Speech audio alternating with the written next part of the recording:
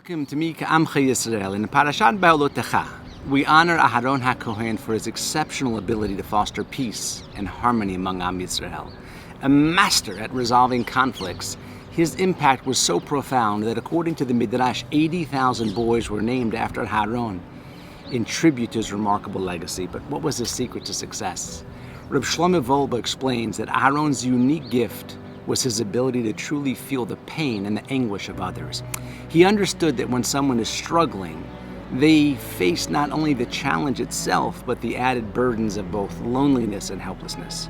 By listening with empathy and compassion, Aharon alleviated the suffering of his fellow Jews, making their difficulties more manageable. As Chazal teach us, Aharon's heart was attuned to the hearts of the people, allowing him to receive direct guidance from Borei Olam. Our Gedolim, like Aharon, they possess this extraordinary ability to feel and empathize with the hearts of Am Yisrael, as beautifully illustrated in this remarkable story that was shared by Rabbi Yitzchak Zilberstein. David Cohen, a devoted Baal Teshuvah, had been married for 11 years, but he and his wife had yet to be blessed with children. A sorrowful weight that weighed heavily on their hearts. Their home, a sanctuary of harmony and kosher living, was a testament to the divine presence. As the Gemara says, Ish va'isha zachu shechina beinehem. When a husband and wife merited, the Shekhinah dwells among them. But despite this idyllic facade, the couple's anguish and despair had reached a breaking point, and they felt compelled to consider divorce. With heavy hearts, they sought the guidance of their Rav, who carefully weighed the gravity of their decision, mindful of the irreversible consequences for David, a Kohen, and his wife Leah. The decision to divorce was agonizing, but they held on to the hope that remarrying would bring them a second chance at parenthood. With heavy hearts, they parted ways, but fate had a surprising twist in store. Just a month later, David's former mother-in-law delivered news that left him reeling.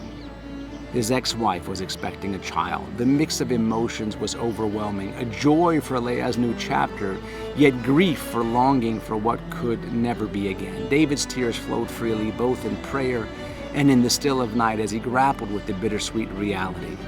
In his darkest hours, David sought the guidance of Reb Chaim Kanievsky Zatzal, pouring out his heartache and tears in the Rav's presence. And with a choked voice, he managed to share his tale of sorrow. Reb Chaim listened attentively, offering words of comfort. Ein chokhmah, ein eitzah, ve'ein tivuna leneged Hashem. There is no wisdom or understanding beyond Hashem's. He then suggested that David visit his father-in-law, Rav Eliashiv, Zatzal.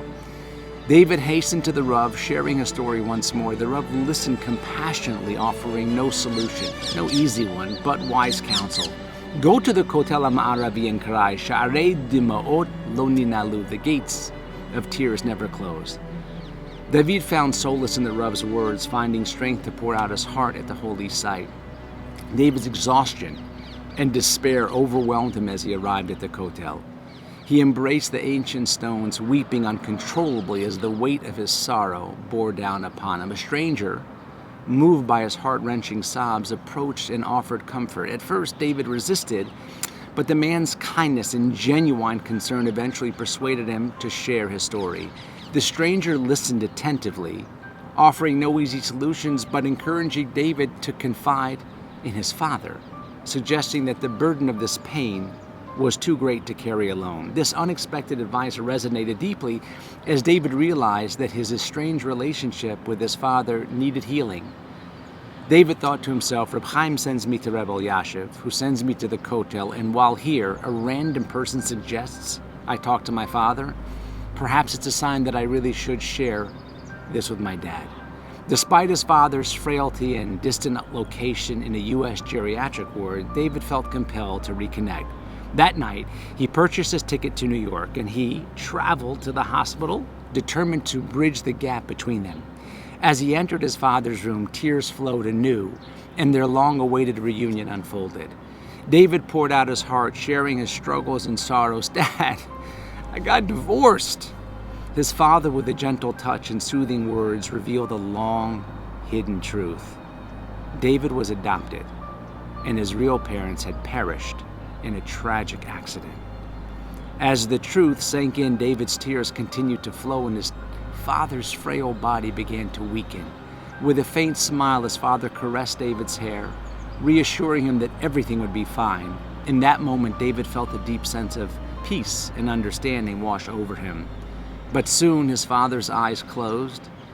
His chest stopped rising as he returned his soul to his Maker. David held him close, mourning the loss of the man who had hidden the truth, yet ultimately set him free.